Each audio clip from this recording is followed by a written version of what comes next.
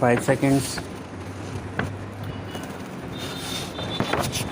Also, as the Minister of Personnel, Public Grievances and Pensions, the PM also exercises control over the Indian Administrative Service, the country's premier civil service, which staffs most of the senior civil service positions, the Public Enterprises Selection Board and the Central Bureau of Investigation, except for the selection of its director, who is chosen by a committee of the Prime Minister as chairperson, the leader of the opposition in Lok Sabha and the Chief Justice.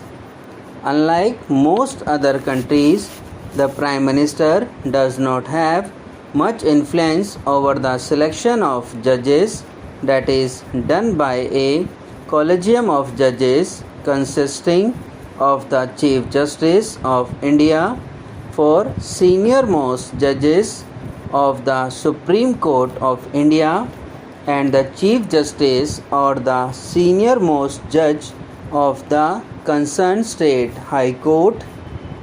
The executive as a whole, however, has the right to send back a recommended name to the collegium for reconsideration. This, however, is not a full veto power, and the collegium can still put forward rejected name. The Prime Minister acts as the leader of the House of the Chamber of Parliament. Generally, the Lok Sabha he/she belongs to. In this role, the Prime Minister is tasked with representing the executive in the legislature. He/she is also expected to announce important legislation and is further expected to respond to the opposition's concerns. Article 85 of the Indian Constitution confers the President with the power to convene and extraordinary sessions of the Parliament. This power, however, is exercised only on the advice of the Prime Minister and his/her council. So, in practice, the Prime Minister does exercise some control over affairs of the Parliament. The National Defence Fund was set up the Indian government in 1962 in the aftermath of 1962 Sino-Indian War. The Prime Minister acts as chairperson of the Fund's Executive Committee, while the Ministers of Defence, Finance and Home act as the members of the Executive Committee. The Finance Minister also acts the treasurer of the committee.